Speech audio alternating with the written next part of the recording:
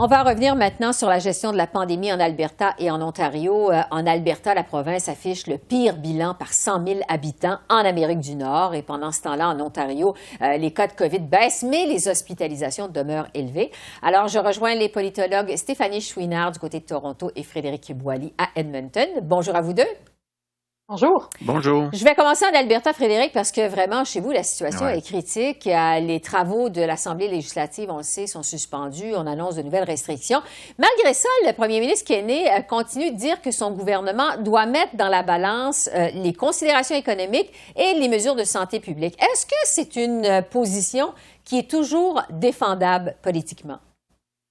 Non, politiquement, là, ça devient de plus en plus difficile à défendre parce que on voit qu'il y a une grande partie aussi des Albertains qui s'attendent à ce que des mesures plus sévères soient prises. D'ailleurs, cet après-midi, on s'attend à ce que Jason Kenney annonce de nouvelles restrictions. Est-ce que ça va être des restrictions plus du côté judiciaire? Parce que ça, c'est un problème également.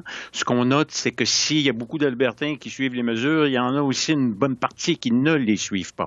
On l'a vu cette fin de semaine, il y a eu même un rodéo, qu'on peut appeler un rodéo politique, puisque c'était pour contester les mesures de confinement. Donc, ça montre que la position du gouvernement de Jason Kenney, par exemple, présentement, est très précaire. Elle est précaire parce qu'il est affaibli à l'intérieur même de son propre camp où il est fortement contesté.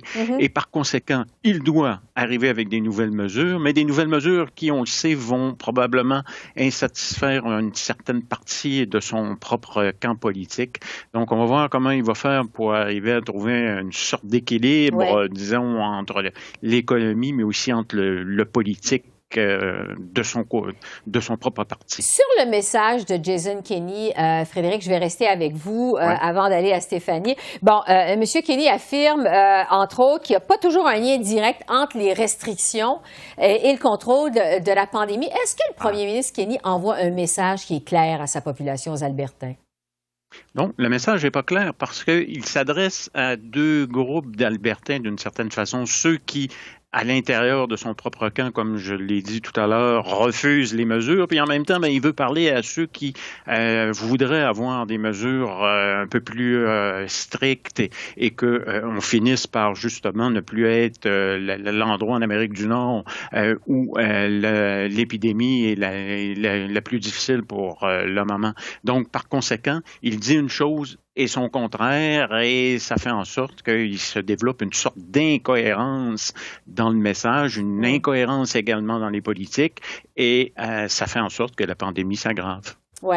Je vais aller maintenant du côté de l'Ontario parce que, Stéphanie, de votre côté, ce qui retient l'attention vraiment, c'est ce rapport cinglant sur le secteur des soins de longue durée qui démontre que finalement, c'est un secteur qui n'était pas prêt à faire face à la pandémie. La ministre, dans ce dossier-là, a esquivé les questions des journalistes. Comment s'est reçu chez les Ontariens le fait qu'elle n'ait pas répondu à toutes les questions, n'ait pas voulu répondre aux questions? Oui, donc la ministre Fullerton qui a eu une très mauvaise journée hier, qui a appelé un point de presse quelques minutes seulement avant la période des questions et donc qui s'est esquivée après 2 ou 3 questions de la part des journalistes seulement.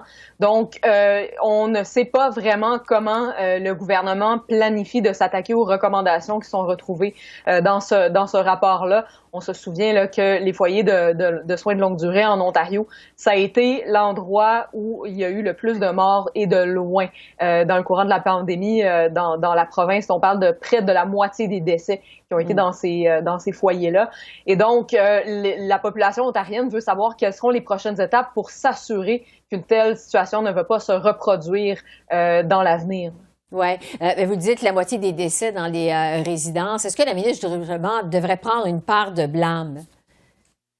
La façon dont la ministre a répondu jusqu'à maintenant, ça a été de jeter le blâme sur le gouvernement précédent. On sait, les libéraux ont été au pouvoir pendant 14 ans à Queen's Park et donc le gouvernement actuel regarde vers le passé et dit s'il y a eu des investissements à faire, ils auraient dû être faits plus tôt.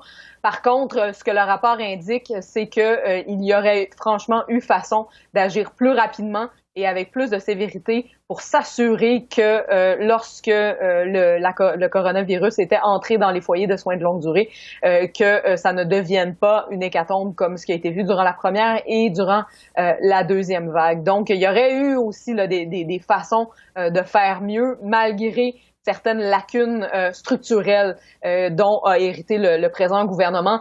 Pour le moment, la ministre semble franchement s'en laver les mains. Oui, en tout cas, pas facile en Ontario ni en l'Alberta sur la gestion de la COVID. J'aimerais qu'on parle maintenant du dernier recensement et de son impact sur les communautés francophones au pays. Statistique Canada qui a rajouté en fait des questions sur la langue d'éducation en situation minoritaire.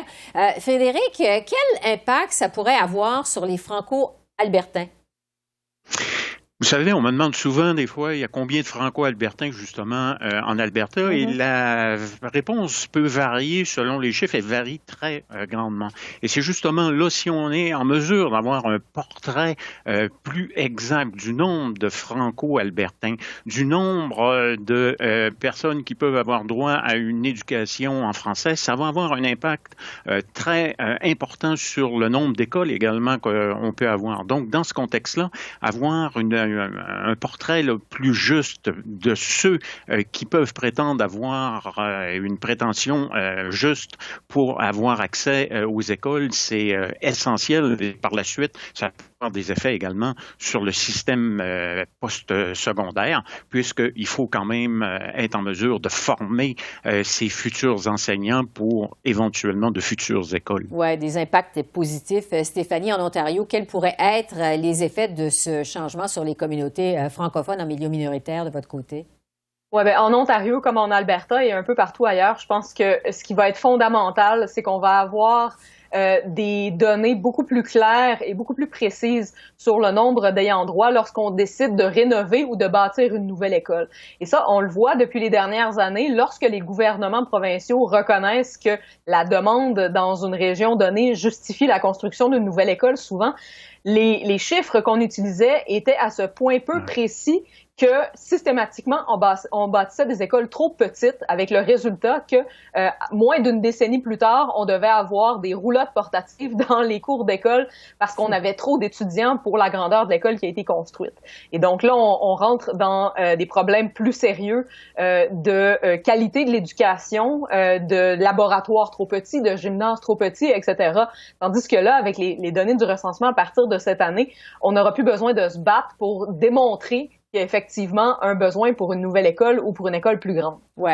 Donc, on s'entend que des questions plus pointues qui vont donner un meilleur portrait de la situation dans les deux provinces. Stéphanie à Toronto et Frédéric à Edmonton. Merci beaucoup à vous deux. On se retrouve la semaine prochaine. Merci. Merci à vous. Au revoir. Au revoir.